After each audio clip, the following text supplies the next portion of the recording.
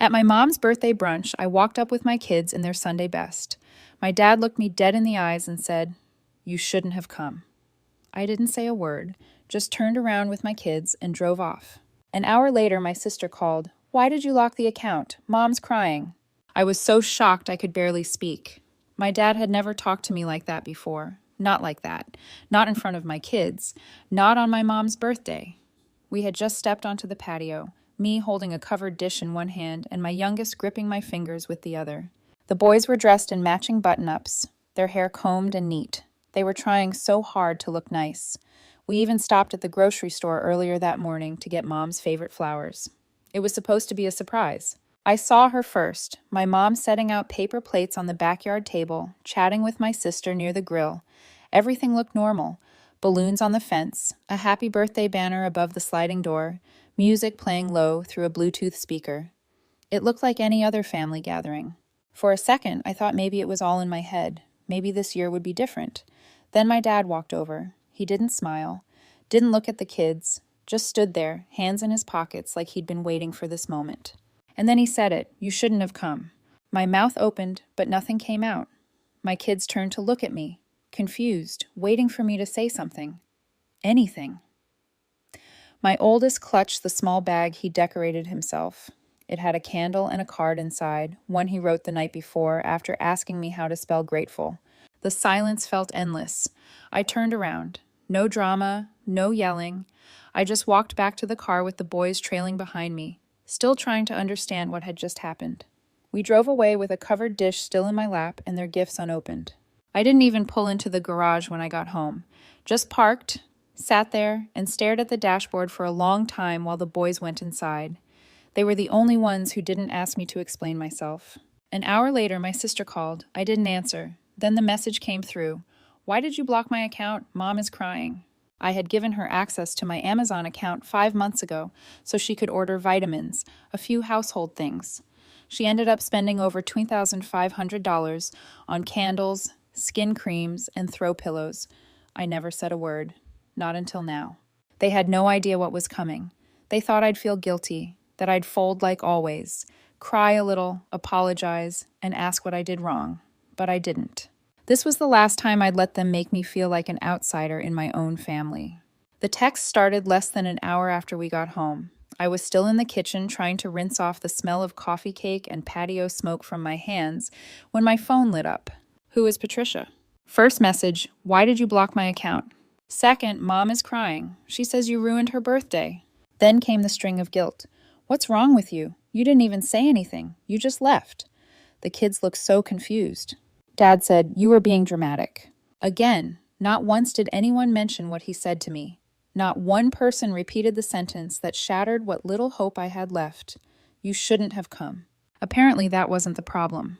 The problem in their eyes was me leaving quietly, without a meltdown they could use against me later.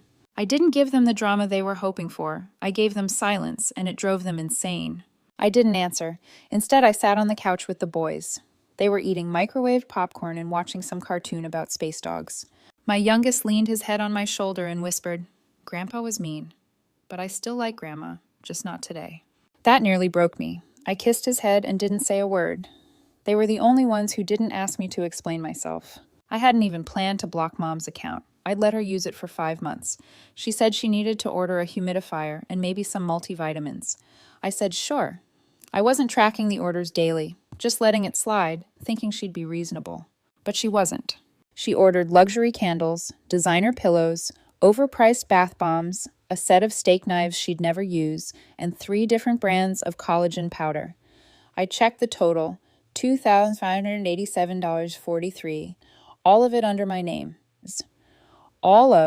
And I still would have let it go. I swear I would have if it hadn't been for that moment in the backyard. So I blocked her, canceled her login, removed her saved address, deleted the payment method. Then I sat there staring at my computer screen, heart pounding, and realized something else, something bigger. They needed me more than they'd ever admit.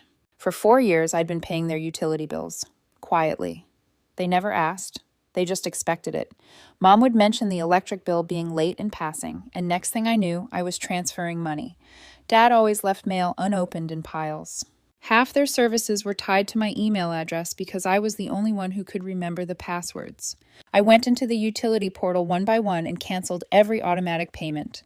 Water, gas, electricity, internet, all of it gone in 5 minutes. That was the moment something shifted. Not just the anger or the disappointment, but the realization that I didn't have to do this anymore. I didn't owe them convenience. I didn't owe them peace. They wanted to treat me like an outsider. Then they could learn how to live without the daughter who kept the lights on. It started the next morning just before 10:00 a.m. I was in the middle of helping my youngest glue a paper rocket ship together when the power shift began. Only this time it wasn't in my house. 3 missed calls, all from my sister. Then the first voicemail. "I'm serious, Patricia. This is getting out of hand. Mom says she can't log into Amazon. What did you do?" Then another one, angrier. "Are you really this spiteful? She said one wrong thing and you're acting like she burned the house down. Grow up." Then the third one came in with a nervous laugh. "The Wi-Fi just went out at Mom's during her book club Zoom. She's freaking out. Dad tried to reset it but couldn't even find the modem." That voicemail I replayed twice. They had no clue what was happening yet. They were confused, grasping at straws, still thinking this was some tantrum I'd snap out of. But they'd never lived without me running interference before. They had no idea how much I'd been doing behind the scenes, how much of their life was running on the systems I had set up. By 2 p.m., I got the first real sign that they were starting to understand. A text from my mom, just 4 words. "Did you cancel everything?" No punctuation, no explanation, just that. It didn't sound like her usual tone. It sounded scared, exposed. I didn't answer. 2 hours later, the gas company must have called them because I got another text. This time, "We have no hot water. What are the boys going to think of you when they're older?" That one I screenshotted just to remind myself why I was doing this. She wasn't worried about the gas. She wasn't worried about her grandkids. She was worried about her image, about control, about losing me as the family scapegoat. And just when I thought they couldn't twist the knife any further, she sent a follow-up. "You've been unstable since Jason died. We all said it. You're just proving us right." I didn't scream. I didn't cry. I didn't respond. I just sat at the kitchen table for a long time, staring at that message while my kids ran around in the yard with paper swords and ketchup stains on their shirts. I watched them laugh. I watched them be free. I didn't want this war, but they brought it. They used my grief against me, my generosity, my silence. So yes, I canceled the utilities. Yes, I blocked the Amazon access. Yes, I made sure their email inboxes would be full of payment reminders they didn't know how to handle. Because for once, they were going to sit in the discomfort they'd made me live in for years. And I wasn't finished yet. By the 3rd day, the storm fully hit. My sister left me 3 voicemails in the span of 20 minutes. I didn't listen to them at first. I was busy helping my oldest bake cookies for a school fundraiser. He insisted on chocolate chip, no nuts, because Grandpa always picked out the nuts anyway. He laughed when he said it, but I could tell he knew something had shifted. Even he didn't ask about seeing them again. Around 5 p.m., the house phone rang. No one ever uses that number except telemarketers and the bank, but this time it was a number from Mom and Dad's neighborhood. I let it go to voicemail. 30 seconds later, a new message popped up. I played it on speaker, thinking it would be more begging, more fake tears. It wasn't. It was Mr. Carlson, Dad's next-door neighbor. He sounded rattled. He said there was water flooding down their driveway into the street. Said someone had tried turning on the front spigot and left it running. Apparently the pipes cracked when the gas went off and the water heater shut down. The whole crawl space was soaked. I sat down at the table and listened again. That was the moment I realized something strange. Dad hadn't called me himself. Not once. Mom and my sister were running around panicking, but he was silent. He hadn't even tried to text me. I checked my email out of curiosity. One new message from the electric company. The payment method on file had been declined. Twice. Service was pending disconnection in 24 hours. It would be so easy to fix. One click. But I didn't. Instead, I opened a private folder I'd kept on my laptop for years. Screenshots, messages, notes I'd taken after every holiday blow-up, every time they called me dramatic, every time my mom talked down to me in front of the boys, every time they made me feel like I was nothing more than the widow with baggage. I wasn't planning to use it until my sister sent one final message that night. "You know he's sick, right? He has an appointment next week for a scan, but I guess you don't care about that." That stopped me. I didn't know. No one told me. I stared at the message for a long time, unsure if it was true or just another manipulation, but something in me cracked, just slightly. So, I did something I hadn't done in a long time. I called my dad. It rang 5 times, then clicked over to voicemail. I was about to hang up when someone picked up, but it wasn't him. It was my mom. She sounded calm, too calm. "We were waiting for you to break," she said, "and here you are." Then she hung up. That's when it hit me. They weren't panicking because they were falling apart. They were panicking because they realized they couldn't control me anymore. And now they were trying a new tactic. But it was too late. They'd mistaken my silence for weakness. They forgot silence can also mean planning. And I had plans. The morning after that call, I didn't get out of bed right away.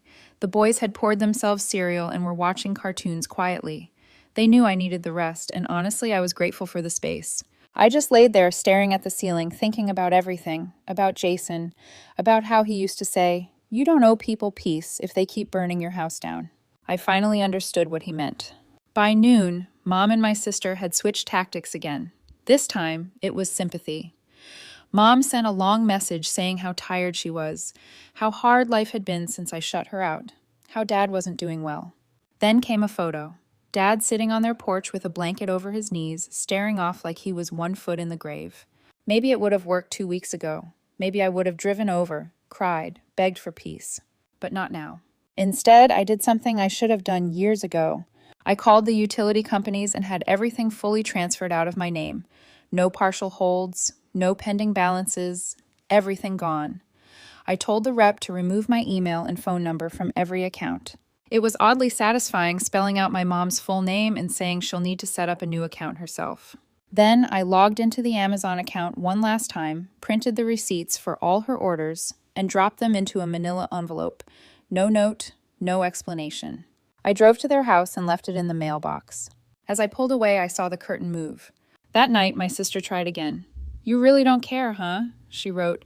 "You'd let your own father die just to prove a point. I hope you feel powerful now." I didn't respond because I knew something she didn't. The boys and I had been invited to stay with one of Jason's army buddies and his wife for the weekend. They live 3 hours away in a quiet town with a lake. The kids were already packing swimsuits and board games. I needed to be around people who knew what kindness looked like, people who didn't see my grief as a weakness, people who didn't treat my usefulness like a subscription service. I turned off my phone. We left early the next morning. As we drove out of town, my youngest looked out the window and asked, "Mom, are we not going back to Grandma's house anymore?" I told him no. He nodded. Good. She didn't even smile at my card. It hurt, but it also felt like closure. That was the last time I heard from any of them. It's been 4 months. No calls, no texts, nothing from my mom, my sister, or my dad. Just pure, empty silence. At first, I thought it would hurt more, that I'd miss them, that I'd feel guilt clawing at me in the quiet moments after the boys went to bed, when the dishes were done and the house was still. But I didn't. The silence felt clean. What surprised me, though, was who did reach out. 2 weeks ago, I got a message from an unknown number, just a single sentence. "You were right to walk away." No name, no details, just that. I stared at it for almost an hour before replying, "Who is this?" No answer. The next morning, I checked the envelope I dropped at their house, the one with all of Mom's purchases. I remembered slipping one receipt inside that didn't belong to her, a $46 charge for something my sister ordered months ago, some online seminar on navigating narcissistic parents. I never asked her about it. I never mentioned I saw it. Now I wonder if she was the one who sent that message. A week after that, I got a letter in the mail. No return address. Inside was a photo of Jason, one I'd never seen. He was sitting on a bench overseas, sun in his face, smiling with a can of soda in his hand. Taped to the back was a note in tiny handwriting. He always said, "You were the strongest one. You just didn't believe it yet." I still don't know who sent it. Maybe one of the guys from his unit. Maybe someone who heard what happened. But it landed in my mailbox like a full stop at the end of a sentence I'd been trying to finish for years. As for my parents, I don't know if their lights ever got turned back on. I don't know if they found someone else to fix things for them. I don't know if Dad ever got that scan, or if Mom ever figured out how to order her vitamins without me. And I'm done wondering. What I do know is this. I'm no longer in the group text. I'm no longer the backup plan. I'm no longer the one who gets called when everything collapses. And I've never felt more at peace. The boys and I are good. We laugh more. We sleep better. We don't walk on eggshells anymore. And someday I'll tell them the whole story. Not to turn them against their family, but to show them what it looks like to finally choose yourself. Because the only thing more powerful than revenge is walking away so far they can't even find you to beg anymore. And I'm already gone. The first update, 8 days after the letter with Jason's photo showed up, I thought maybe everything had finally settled. The boys were back in their routine. I was sleeping better, and the house had that quiet rhythm that only comes after the chaos fades. Then came the knock. It was a Thursday morning, just after 7 o'clock. I was making waffles, and the boys were arguing over which syrup was the official syrup of waffles. I barely heard the knocks over their voices. 3 slow taps. Not urgent, almost polite. I opened the door, expecting maybe a delivery, but there was no one there, just a box. Plain brown paper, no return address, no markings at all. I brought it inside, half expecting it to be some passive-aggressive package from my mom, but it was too small for drama. It fit neatly in my palm. When I opened it, I stopped breathing. Inside was my wedding ring, the one I lost 2 years ago after that awful plumbing leak forced us into that temporary rental. I thought it had slipped down a vent or into the trash. I looked everywhere. I even blamed the cleaning lady in my head for months before letting it go. And now here it was, sitting in a small velvet pouch, untouched, as if it had been waiting this whole time. No note, no clue who sent it, nothing. I checked the porch camera footage. Whoever dropped it off knew exactly how to avoid being seen. It was like they knew my angles, my habits, even my morning schedule. I held the ring in my hand for a long time before putting it away. At first, I thought maybe it was someone from Jason's unit. Maybe they found it somehow.